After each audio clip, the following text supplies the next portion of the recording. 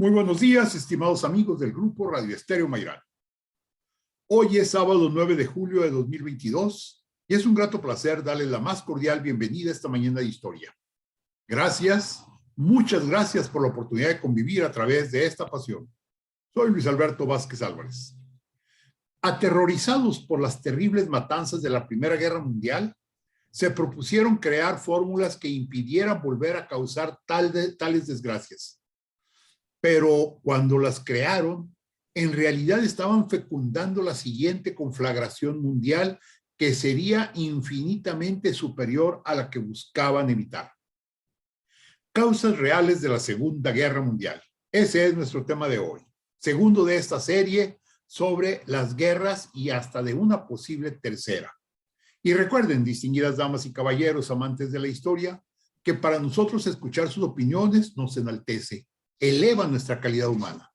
Por ello les invitamos a que con toda confianza nos brinden su visión del tema y nos honren con ella. Con mucho agrado damos la más cordial de las bienvenidas a nuestros distinguidos y estimados invitados. Ignacio Salcido Dávila, licenciado en Derecho y maestro en Derechos Humanos, dedicado al libre ejercicio de la abogacía. Doctor, muy buenos días, Carlos, muy buenos días al auditorio, muchas gracias por escucharnos. Carlos H. Huerta Ochoa, licenciado en Derecho y maestro en Derecho, catedrático universitario y abogado consultor con acentuación en amparo.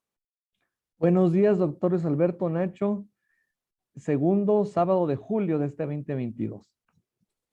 Como fondo musical vamos a tener Patrulla Americana, escuchándola con la interpretación de la orquesta de Glenn Miller, ese gran personaje que incluso pues falleció durante la Segunda Guerra Mundial, aunque su muerte fue un misterio que todavía no se resuelve, pero él era un militar americano. Y esa Patrulla Americana, esa canción, esa obra musical estaba de moda durante la guerra de la que vamos a platicar. Decía Albert Einstein que había dos infinitudes. La primera era que el universo es infinito y la segunda es que la estupidez humana era infinita y que él nunca estuvo seguro de la infinitud del universo. Y esto viene a colación, porque recordarán ustedes que la semana pasada, cuando platicábamos sobre la Primera Guerra Mundial, las matanzas estuvieron al orden del día. Lo comentamos precisamente en ello. Pues más o menos en el año de 1918, por allá por agosto aproximadamente de ese año, ya las condiciones generales de la guerra estaban determinadas. De alguna manera la entrada de Estados Unidos había sido un factor importante para la derrota de Alemania. Desde septiembre empezaron las negociaciones para terminar con la guerra y demás. Finalmente decidieron que a las 11 de la mañana del día 11 del mes 11 de noviembre terminarían las hostilidades. Sin embargo, esto no lo sabían los soldados que seguían combatiendo en las trincheras y los jefes militares, los políticos, acordaron una hora, un día, y hasta ese momento fue cuando supuestamente terminó la guerra, aunque físicamente seguía. Bien, como la fecha es muy importante en el sentido de que estamos hablando de muy cercana a la Navidad y tenemos que ya había 4 años de guerra en que no se habían celebrado las Navidades, pareció que las cosas iban a terminar. Cada quien se fue a su casa, los norteamericanos regresaron a su país, los ingleses lo mismo, los alemanes se quedaron dentro de su patria, los franceses en la suya, todo el mundo se fue, vino la Navidad, pero el año siguiente, 1919, vinieron ahora sí, digamos, los efectos de la Primera Guerra Mundial que plantearíamos como los efectos esenciales, las causas esenciales de lo que vendría a ser la Segunda Guerra Mundial. Carlos, ¿querías platicarnos del primer aspecto más importante que sería la base de la Segunda Guerra Mundial? Sí, doctor, amable auditorio, mi estimado Nacho. Pues bueno, alguna vez escuché una frase, una película que decía: una brizna te anuncia una tormenta, una chispa puede iniciar todo un incendio. Y aquí en la laguna se levantan polvo, ya sabemos que es lluvia lagunera. Bueno, pues exactamente, bueno, aplicable a esta situación histórica de la Primera Gran Guerra, porque todavía no nos imaginábamos que muy a la postre se iba a suscitar un segundo conflicto bélico internacional, pues recordamos de que primero que nada hubo algo que se llama un armisticio, bueno, sin ser tan técnicos jurídicamente hablando, y un poco llanos para el público que nos escucha. Un armisticio es como un convenio internacional mediante el cual se cesan las hostilidades. Pero es un proceso por lo general largo, no tan idealista como lo acabas de decir, doctor Vázquez Álvarez, de muy puntual a las 11 de la mañana del día 11 del mes 11 de ese año. No, el asunto no estaba así tan sencillo, pero había una serie de negociaciones diplomáticas. A veces nunca vamos a entender el origen de una guerra, porque no hay ni ganadores ni vencedores. Todo el mundo pierde, pero siempre se sabe que hay una etapa en un conflicto bélico, como quien dicen, empieza a hacer ese tipo de acuerdos de fondo económico, eminentemente político, pues no nos vamos a cegar esa situación. Y es donde surge el Pacto de Versalles, o el Palacio de aquella francesa, donde celebró aquel armisticio, aquel cese al fuego, pero condiciones de pacificación. Pero como alguna vez dijimos hace un poco más de casi 2 años, en los primeros programas de diálogos con la historia del juicio a los nazis, no fue más que un pacto leonino o un contrato de adhesión. Es decir, no se le consultó a los derrotados si querían o no, si tienen reservas de cierto clausulado, y en lugar de ser una pacificación a mediano plazo, que fuesen generando un resentimiento nacionalista. Pero bueno, entonces el punto es, tenía varios puntos a cubrir este pacto de Varsovia, perdón, pacto de Versalles. Primero que nada, era hacer convenios abiertos entre las naciones en conflicto y no diplomacia secreta en el futuro. Como quien dice, nada por debajo de la mesa, nada en lo oscurito. Absoluta libertad en cuanto a la negociación de paz, en cuanto al fuero de aguas jurisdiccionales, en cuanto a los mares, salvo que por una situación extraordinaria quedaran cerrados bajo un acuerdo internacional. Desaparición de barreras económicas, y me suena, pues así, principios de globalización, el TEMEC, el NAFTA, ya desde entonces ya se cocinaban ese tipo de clausulados. Garantías adecuadas para la reducción de armamentos nacionales, con dedicatoria especial o con transcripción para el derrotado pueblo alemán, obviamente. Reajuste, obviamente, supuestamente imparcial, de las reclamaciones coloniales de aquellos grandes países que inicialmente eran neocolonialistas, que principalmente eran Alemania, que principalmente era el Reino Unido, etcétera. De manera que esos pueblos merezcan una igual consideración. La evacuación de todo el territorio ruso, dándole oportunidad plena para que se desarrolle con las otras potencias. La restauración de Bélgica, que también fue de los primeros lugares que se invadió. La liberación en automático de todo el territorio francés y la reparación de los daños causados por Alemania, pero fíjense, no era durante la guerra, era por otro conflicto que tuvieron en 1871, o sea, en forma retroactiva. Reajuste de fronteras italianas, la oportunidad de desarrollo económico del Imperio Austrohúngaro, desaparición de Rumanía, Serbia y Montenegro, para dar cabida a lo que conocemos, lo que era la República Yugoslava. Así, declaración de Polonia como un estado independiente y dotarla con acceso al mar.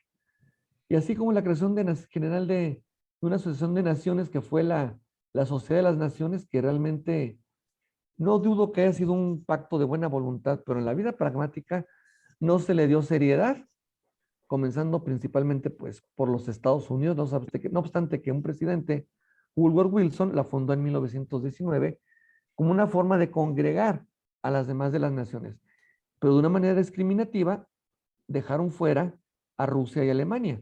Entonces querían como quien dice, un tipo club de ciertos países, pues para hacerlos un poco a modo. Entonces, dejar una Alemania derrotada a una Austria fragmentada, porque no sería Austria-Hungría, sino Austria escindida de Hungría, derrotada, condenada a indemnizar precisamente por daños a todos las naciones de la entente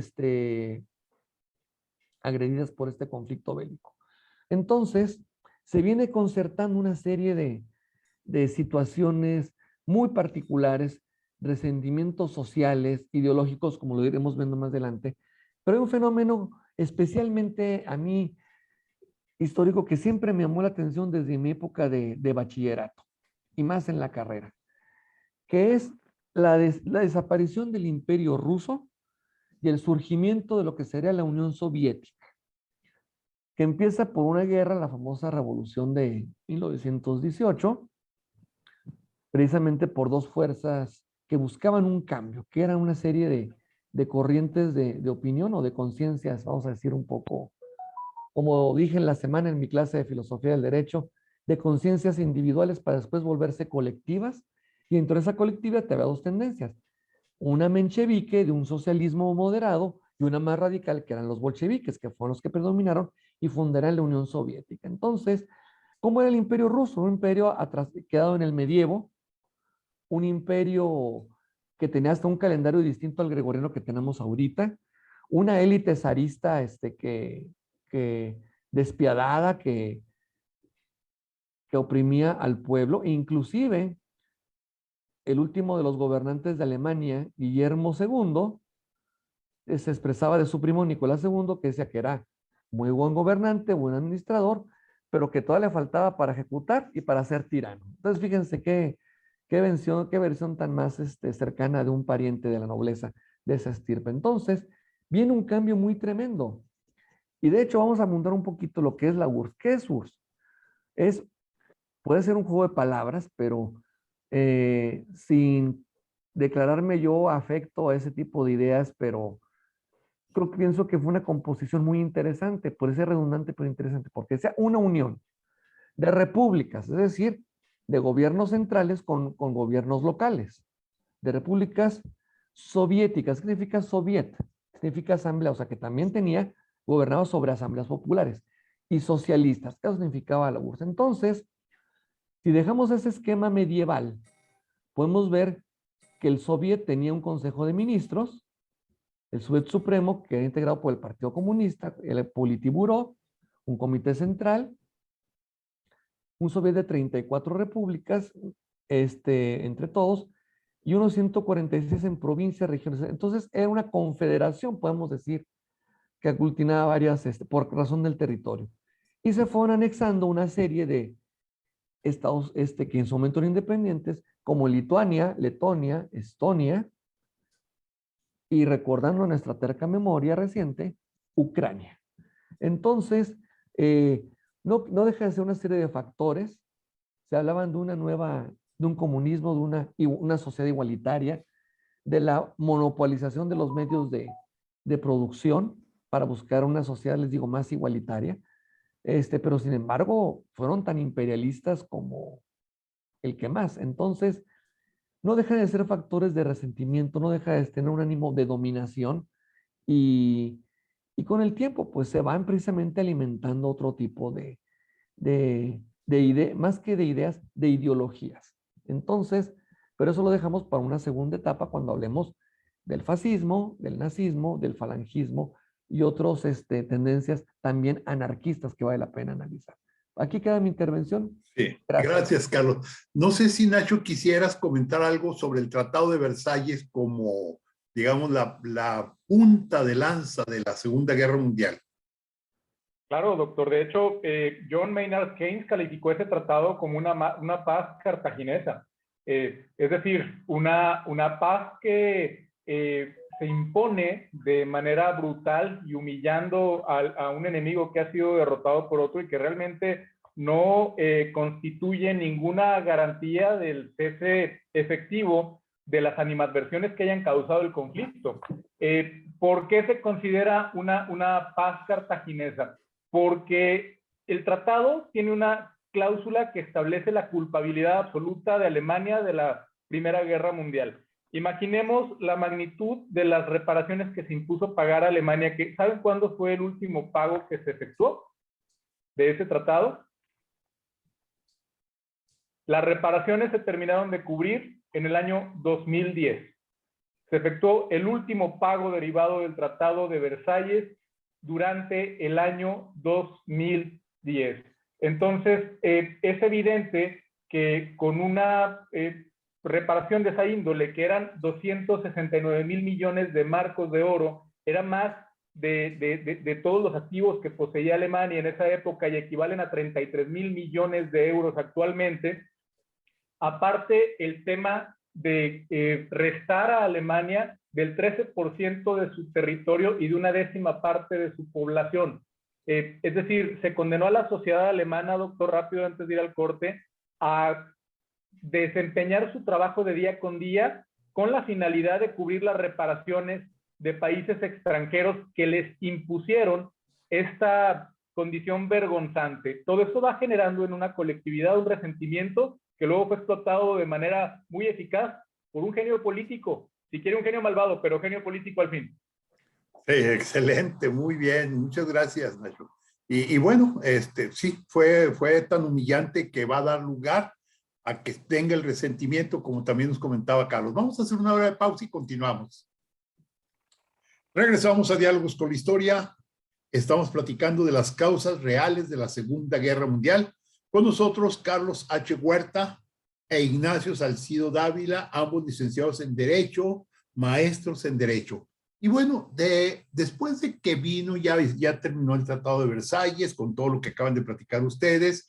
Estados Unidos, que había entrado tarde a la guerra, pero se había beneficiado increíblemente con ella, empezó a vivir lo que se conoció como los fabulosos 20s, una etapa en la cual el dinero, casi ahora sí podemos decir, que estaba en las calles de las ciudades norteamericanas, de Estados Unidos y el mundo entero, inclusive la misma Europa, empezó a vivir de un momento dado que era un desarrollo económico, tecnológico. Aparecieron los autos, apareció el cine, apareció la música, aparecieron tantas cosas y parecía que el mundo vivía un sueño increíble. Pero de pronto llegó una pesadilla. Ignacio Salcido, adelante.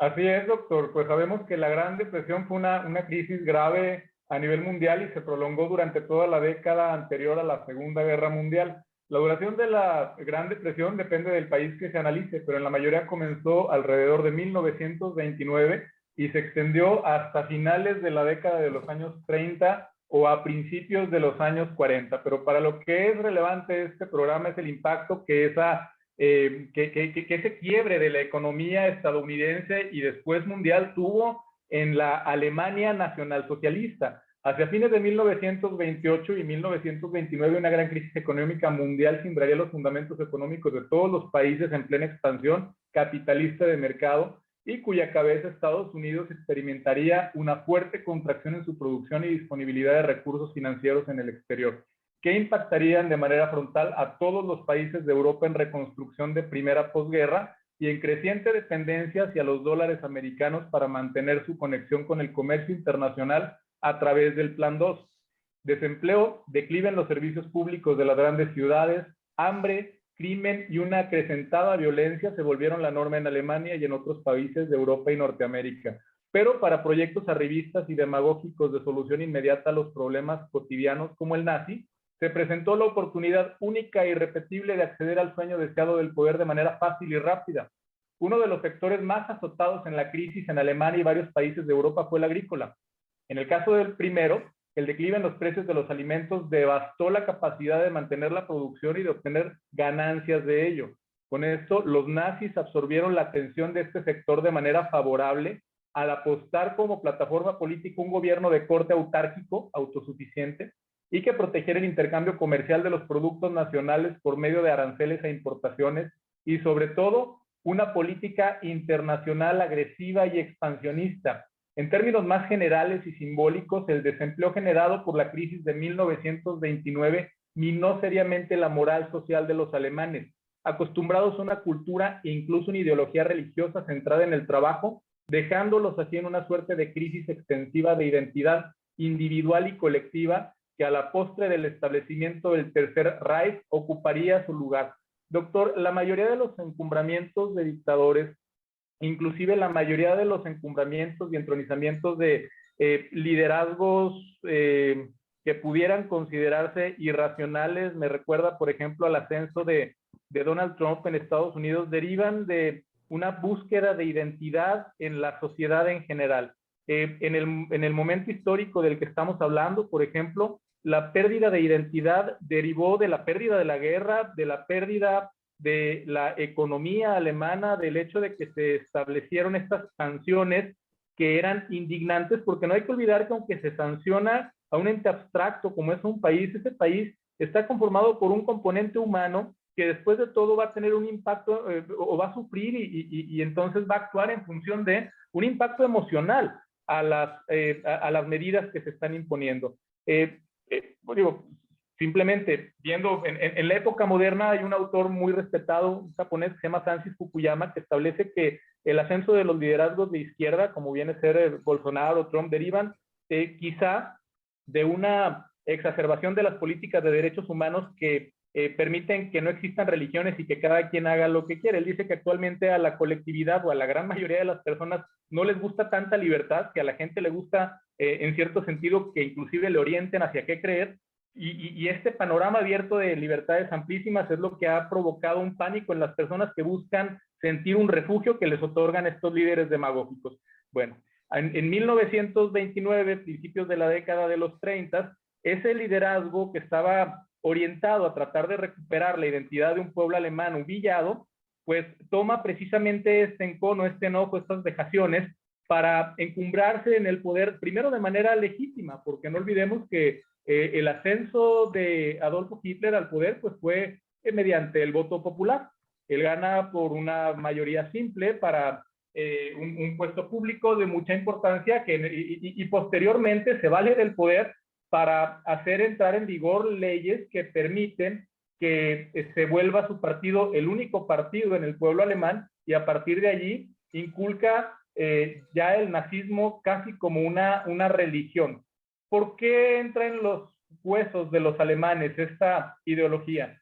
Porque creo que en la humanidad a casi todos los seres humanos se les puede mover bajo la creencia de decirles que son mejores que otros. Y me refiero también en una época cultural en la que no había tanto acceso a la información y obviamente las personas estaban más aisladas y tendían más a creer en lo que les decía un líder. Y sobre todo, digo, estamos calificando a Adolfo Hitler como líder, no como ente moral. Como líder era grandioso. Como ente moral es el peor de los villanos. Yo diría el peor villano de la historia, porque ocasionó su falta de escrúpulos, ocasionó pues nada más y nada menos que la muerte de, se estima, el 2.5% de la población mundial que vivía entre 1939 y 1945. Estamos hablando que derivado de la pretendida imposición de esta ideología aria y de superioridad y de pretendida restauración del Reich, de este Tercer Reich, hacia los, digamos, hacia sus mejores épocas, pues murieron, según los más pesimistas, 100 millones de personas, pero según los más optimistas, 45 millones de personas. O sea, en el mejor de los escenarios es un escenario terrible, doctor. El punto aquí es que todo esto, como lo comentamos al inicio del programa, es consecuencia de una paz mal armada. Hay historiadores que no distinguen entre la Primera y la Segunda Guerra Mundial, inclusive dicen que es un solo conflicto, o que en el mejor de los casos es la continuación, digamos que una parte 2, pero que realmente la Segunda Guerra Mundial es una derivación de la Gran Guerra. ¿Tiene cierto sentido esto? Si volvemos a tomar en consideración lo que se comentó también un poco antes acerca de que las reparaciones del Tratado de Versalles se terminaron de pagar apenas en el año 2010. Esto quiere decir que realmente las consecuencias derivadas de la Gran Guerra subsistieron hasta hace 12 años, doctor. Hay un aspecto muy interesante y estoy totalmente de acuerdo. se abonó el campo para que surgieran una serie de doctrinas de guerra, como fue el nazismo, como fue el fascismo, como fue el militarismo en Japón, como fue el franquismo en España, precisamente por esa situación en la que la gente estaba cansada, harta de sufrir vejaciones. Como se dijo hace un momento, fue humillante el Tratado de Versalles y todavía falta que veamos algunos aspectos más sobre esto. No sé, ¿querías comentar algo, Carlos, acerca de estas doctrinas o estas ideologías que podríamos llamar ideologías de la muerte? Así es, doctor Luis Alberto. Y fíjense, amigos del panel y amigos radioescuchas, que precisamente en estas semanas, y a quienes mando un afectuoso saludo a mis grupos de la clase de Filosofía del Derecho Escolar y Sabatino de Universidad de Vizcaya, estamos, es más, fue materia de examen precisamente cuando estamos viendo el origen de las normas jurídicas. Y muchas de las veces cuando hablamos de por ejemplo, hablamos de la legislación originaria y legislación deriva. Una legislación originaria surge en una nueva nación, que se independiza, que se conforma, hablamos de las 13 colonias de Inglaterra, y luego de ahí lo que deriva. Pero muchas veces ese derecho originario está sustentado en una invasión o en una revuelta. Y parte de las tesis que ahorita iremos hablando muy concretamente, llámese nazis, fascistas o falangistas o militaristas, como se le quiera ver, querían hacer ver vamos a decirlo ordinariamente, un coco wash a la población, decir, este es el derecho vigente ahorita, el Tratado de Versalles, que es injusto, y ahí viene el derecho a un derecho más justo. Entonces, de ahí empezaba mucho a hablar, sobre todo las tesis de Nietzsche, del superhombre, de la raza superior, de la raza aria, del área casi perfecta, de origen prácticamente emulando a las leyendas teutónicas o escandinavas, por qué no decirlo, respecto de otro tipo de cuestiones tribales, étnicas o religiosas. Inclusive, yo les tengo una sorpresa, acuérdense que yo soy una caja de sorpresas. Yo lo descubrí unos años después, pero uno de los tratadistas constitucionales más modernos de la historia, sí, que fue Carl Schmitt, en su tratado Teoría de la Constitución, hablaba de una constitución como en la autoridad constitucional, como una supremacía precisamente de autoridad. La constitución como tal, con su parte orgánica, con su parte dogmática, pero dentro de esos dogmas, pues hablaba mucho de la protección y sobre todo protección del Estado, salvaguarda del Estado. Y lo que yo me enteré hasta hace poco tiempo es que Carl Schmitt era miembro del partido nazi y que según sus propios correligionarios lo veían todavía más peligroso que Hitler y terminó siendo expulsado antes de que se iniciara la Segunda Gran Guerra y de hecho fue asilado en Estados Unidos. Bueno, después no sabemos qué tanto tendría él sustentando esas teorías, pero su estudio constitucional a raíz de la Constitución de Weimar de 1919 te tatuaba, por así decirlo, toda esa filosofía del superhombre. Entonces, empiezan a generarse estas crisis como la que tú dices, Nacho, que yo no sé honestamente, no soy mal economista. ¿Cuál fue el origen de esa quiebra mundial o quiebras regionales que después se globalizaron? Porque a todos nos tocó, y con sus respectivos estragos. Entonces empiezan a surgir este tipo de ideologías. Unos toman como inspiración, por ejemplo, el fascismo, el evolucionismo de Darwin, que es una especie que va evolucionando y que nada más sobreviven, pues las más fuertes.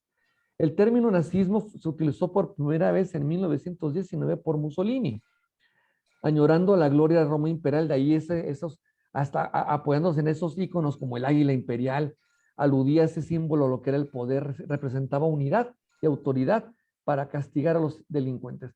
Y como lo dijimos hace un par de años en los primeros programas que tuvimos del juicio a los nazis, el derecho penal del enemigo. ¿Quién era el enemigo?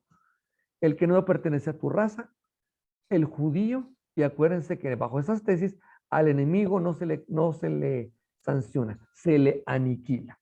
Entonces empiezan a través de esa serie de manipulación de masas, de discursos, retóricos muy bien estructurados a envolver a esa gente en esa ideología. Se viene esta crisis y empieza obviamente a ganarse más adeptos.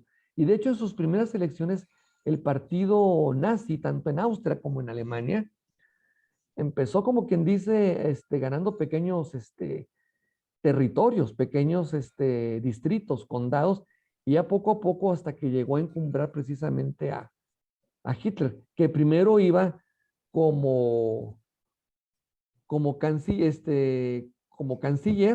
y después terminó dándole golpe al propio presidente, porque se iba sustentando en elección tras elección. Y la común denominador entre los fascistas y los nazis era precisamente, y obviamente los comunistas de la URSS era precisamente un régimen totalitario. Un régimen totalitario no permite ni la democracia del pueblo, ni la pluralidad de partidos. Entonces, bueno, esos fueron los primeros bases que empezaron a sustentar para implementar esta ideología y buscar un pretexto, cualquiera, para detonar este gran conflicto. Esa es mi intervención por el momento. Gracias. Gracias, Carlos. Y bueno, vamos a hacer una hora de pausa, pero antes déjenme nomás recordar un aspecto. Si bien es cierto que el Tratado de Versalles ponía de rodillas a Alemania, como nos comentaron ustedes hace un momento, y realmente humillaba al pueblo alemán, que va a ser lo que va a utilizar Adolfo Hitler precisamente como un elemento para levantar al pueblo. También es cierto que las críticas que se hicieron por parte de los medios de comunicación, intelectuales, al mismo tratado, hacía que las autoridades, tanto de Francia como de Inglaterra, incluso el propio Woodrow Wilson, presidente de Estados Unidos, lo había criticado, tomaran en cuenta la situación y empezaran a tratar de minimizar el daño que el mismo Tratado de Versalles estaba generando. No lo estaban aplicando en todo su esplendor, en todo lo que tenía que ser. Y eso mismo va a traer como resultado que Adolfo Hitler va a aprovechar esa debilidad que genera el mismo tratado para empezar a rearmar a Alemania. Algo prohibido en el tratado, pero que Hitler lo va a utilizar. Vamos a hacer una breve pausa y continuamos platicando en un momento. Regresamos a Diálogos con la Historia. Estamos platicando de las causas reales de la Segunda Guerra Mundial. Con nosotros el licenciado Ignacio Salcido Dávila y el licenciado Carlos H. Huerta Ochoa, amantes de la historia. Ellos son abogados, pero son amantes de la historia. Ya los conoce usted, ya hemos tenido varios programas anteriormente. Y estábamos comentando precisamente que el surgimiento de ese pensamiento, el fascismo, el nazismo, el militarismo japonés, el comunismo en la Unión Soviética, el franquismo en España, fueron dando lugar a sentimientos nacionalistas y cómo Alemania se fue rearmando a pesar de que el Tratado de Versalles no lo permitía, pero ante el disimulo de los jerarcas franceses e ingleses, la situación se fue dando de una manera muy seria.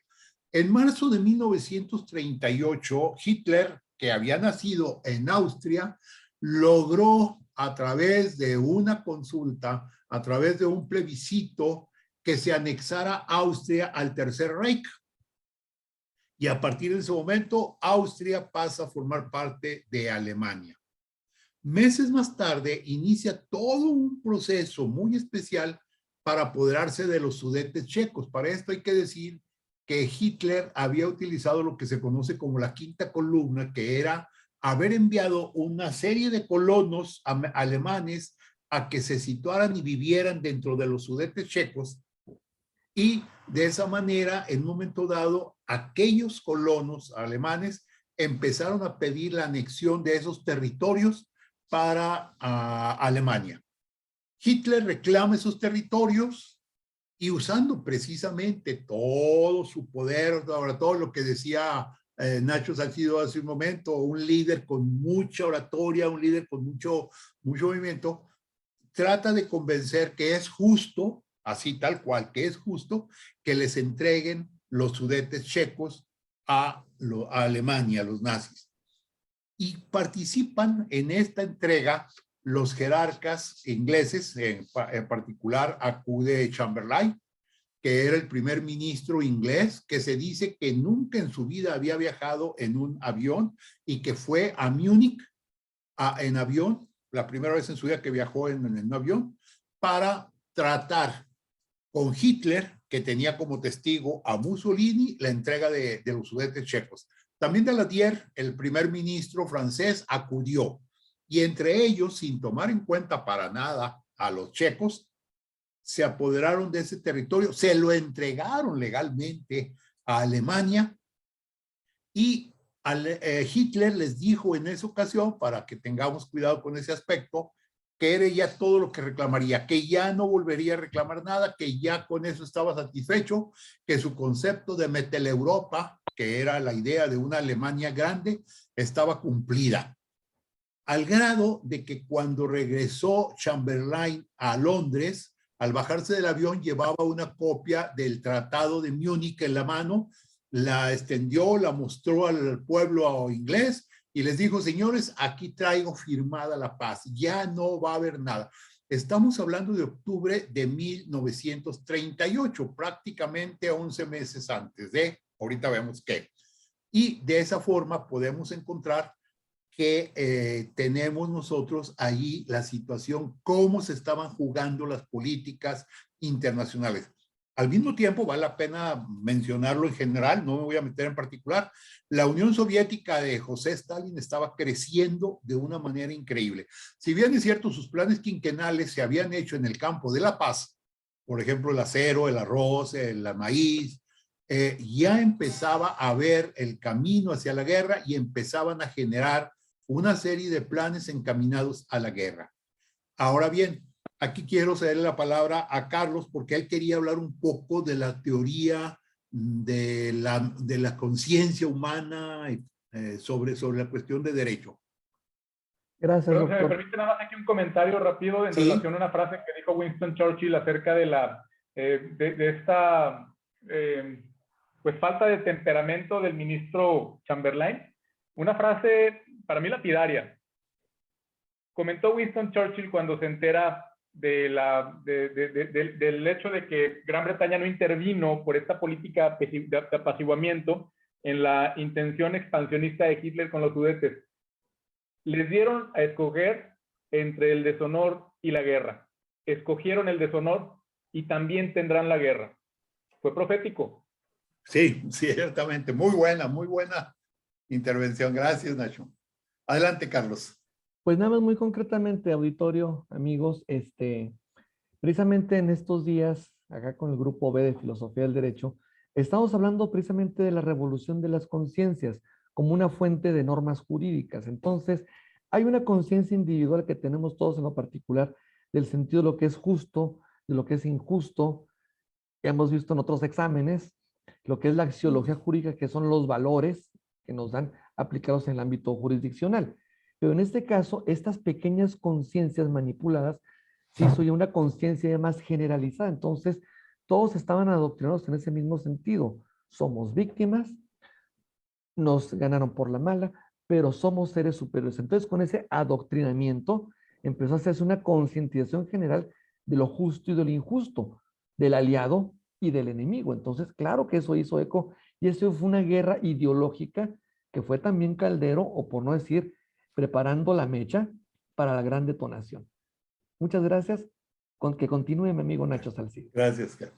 Y bueno, el licenciado Ignacio Salcido nos quiere platicar ya del detonante, ya de alguna manera a ese barril de pólvora se había empezado a llenar y apretar y ya tenemos una mecha por ahí. Así es, doctor. Realmente el programa tiene como temática el hecho de desmentir las falsas causas de incidentes históricos, en este caso de las guerras. Hablamos en el programa anterior sobre cómo el asesinato de Francisco Fernando no fue realmente la causa que llevó a la Primera Guerra Mundial. En este caso, la invasión a Polonia tampoco es la causa de la Segunda Guerra Mundial, porque la decisión de desatar un conflicto, una guerra en Europa ya estaba tomada. que si Adolfo Hitler sabía que sus decisiones iban a llevar a una guerra global, no estoy seguro de eso. No estoy seguro de eso porque sabía quizá que no tenía la capacidad suficiente para tener o sostener o poder defender a su país de una guerra que abriera tantos frentes.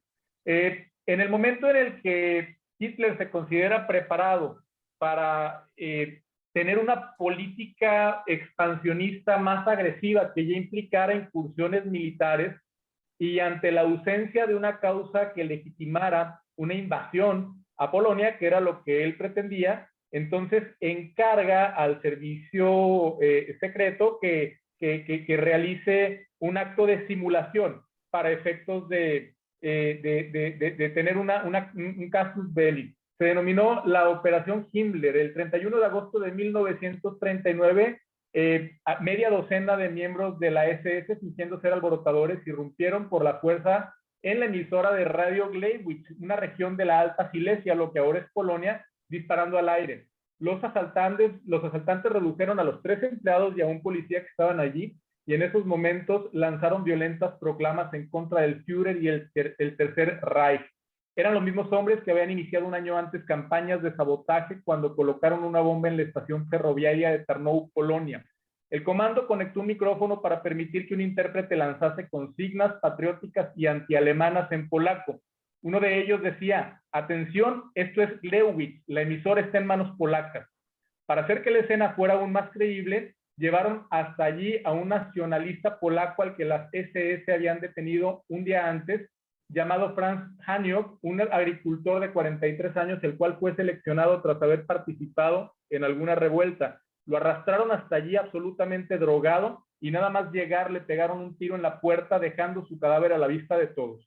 Para que no hubiese confusión posible, lo habían vestido con un uniforme del ejército polaco que previamente habían robado. Los SS solo estuvieron 15 minutos en la emisora y debido a un fallo técnico se emitió nada más una parte del discurso. A pesar de que la parte del discurso que se radió no anunciaba la falsa invasión de Alemania, fue suficiente para que Hitler encontrara su deseado casus belli. Después subieron el cadáver de Franz Haniok a la sala de retransmisión para tomar las fotos que saldrían publicadas en los periódicos. La invasión de Polonia ya había sido anunciada días antes por Adolf Hitler en un discurso dirigido a la cúpula del ejército alemán, en el que dejaba bien claros sus propósitos: aniquilación de Polonia en primer término, no tengáis piedad, actuad con brutalidad. Finalmente, la mañana del 1 de septiembre de 1939, y con la justificación de los hechos acaecidos el día anterior, soldados alemanes preparados de antemano avanzaron hacia Polonia a través de distintos puntos fronterizos. Hitler deseaba iniciar la guerra contra Polonia desde hacía mucho tiempo. Lo que no previó es que en cuestión de pocos días, Gran Bretaña y Francia se pondrían del lado polaco. La Segunda Guerra Mundial había empezado. Doctor, hay algunas teorías acerca de los alcances que habría tenido, porque sabemos que hubo una política de apaciguamiento, que es precisamente lo que usted comentó al inicio de este bloque, que derivaba del pánico que tenían las naciones europeas de detonar un conflicto de las dimensiones de la Primera Guerra Mundial. Y entonces, bajo ese miedo, se permitió que sin disparar un solo tiro se realizaran actos que eran una franca violación al Tratado de Versalles, como fue la invasión a Etiopía en octubre de 1935, la remilitarización de Renania en marzo de 1936, el apoyo de la Italia fascista y la Alemania nazi al bando sublevado en la Guerra Civil Española, la anexión de Austria, la ocupación de los Sudetes, la ocupación del resto de Chequia el 15 de marzo de 1939, el ultimátum alemán a Lituania de 1939 y la ocupación a Albania en abril de 1939 por el Reino de Italia. Todos esos actos eran violaciones flagrantes al Tratado de Versalles y nadie hizo absolutamente nada. Cuando se invade Polonia, Gran Bretaña y Francia le declaran la guerra a Alemania, pero no realizan un ataque enérgico en contra del pueblo alemán. Se piensa, doctor, y creo que según lo que investigué se tienen los elementos para afirmar que si la reacción de Gran Bretaña y Francia cuando Alemania decide invadir Polonia hubiera sido más enérgica y se hubiera hecho un ataque directo hacia las fronteras alemanas, la Segunda Guerra Mundial no habría tenido lugar, porque Adolfo Hitler no estaba preparado para una guerra en tantos frentes en un inicio. No era parte de su estrategia y no preveía que pudiera ser atacado como lo fue con posterioridad cuando ya empieza a perder digamos que sus fuerzas se esparcen tanto en Europa, que ya estamos hablando mucho más adelante, cuando se empieza a atacar a Alemania, pues Gran Bretaña lo hace por aire, Francia lo hace por tierra. Si hubiera pasado eso en 1939, Hitler no tenía los elementos necesarios para defenderse con éxito. Entonces, bien dice, ¿no? Que para que gane el mal no es necesario que venza, sino que los buenos no hagan nada. Eso, doctor, creo que fue uno de los detonantes también de la guerra de la que estamos hablando. No, y con toda la razón, 100%, licenciado Salcido. Hay un detalle importante. De hecho, entre el momento en que declaran la guerra Inglaterra y Francia a Alemania, van a pasar varios meses sin que ocurra absolutamente nada. Lo que se conoció como la guerra sentada o ladrón de la guerra. Ciertamente, Inglaterra mandó un ejército expedicionario al territorio francés para ayudar a la defensa de una posible invasión alemana. Misma Francia preparó sus tropas, pero había algo muy especial que se sentían muy seguros. Era la línea Maginot. Francia había creado una línea de defensa muy fuerte, muy poderosa en la frontera entre Bélgica y Suiza frente a Alemania. Bélgica y Suiza. A su vez, Bélgica había creado una serie de fuertes dentro de su territorio y se suponía que era prácticamente imposible que Alemania pudiera pasar por la línea Maginot. Por lo que la suma de los ejércitos franceses e ingleses, más los belgas en su propio territorio, hacían parecer que nunca se iba a llevar a cabo la Segunda Guerra Mundial.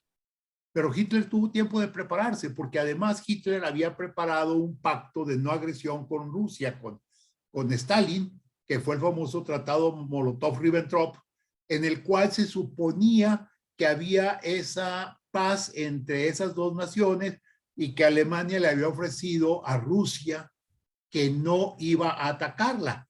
Algo que Rusia, que el viejo Stalin no se la creyó y empezó a mover las fábricas de armamento del sur de Rusia hacia el este, las va a llevar hasta la ciudad de Stalingrado, las va a llevar hasta los Urales, para alejarlas de una guerra que ya se veía.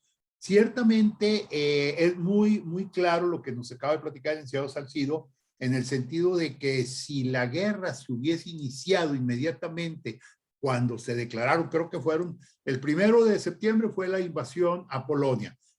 Francia, a Inglaterra, creo que el día 4 le declara la guerra a Alemania. Francia se la declara un día después y empieza todo eso. Si en ese momento se hubiera llevado a cabo, las cosas hubieran sido, pero va a pasar todo el mes de septiembre, todo octubre, todo noviembre, diciembre, enero, febrero, marzo, abril y hasta mayo empieza, fíjense, 9 meses después va a empezar la verdadera guerra, la Segunda Guerra Mundial. No es cierto que la Guerra Mundial empezó en septiembre del 39, realmente empezó en mayo del 40.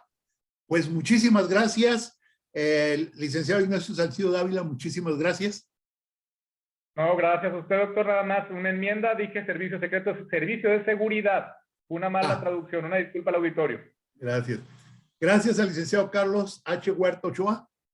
No, gracias a ti, doctor Nacho, y hasta siempre, auditorio. Y bueno, pues para el próximo sábado 16, vamos a ver todo esto que hemos analizado, vamos a analizarlo como cuáles serían las causas que en este momento habría para una tercera guerra mundial. Y nuestros invitados, pues los que usted acaba de escuchar. Muchas gracias a ambos. Muchas gracias a mi compañera Claudia Martínez Martel en la coordinación general, a mi compañero Roberto Ríos en la dirección de grabación y a ustedes, estimadas amigas, amigos, los esperamos el próximo sábado 16 de julio. Muchas gracias, muy buenos días, muy feliz fin de semana.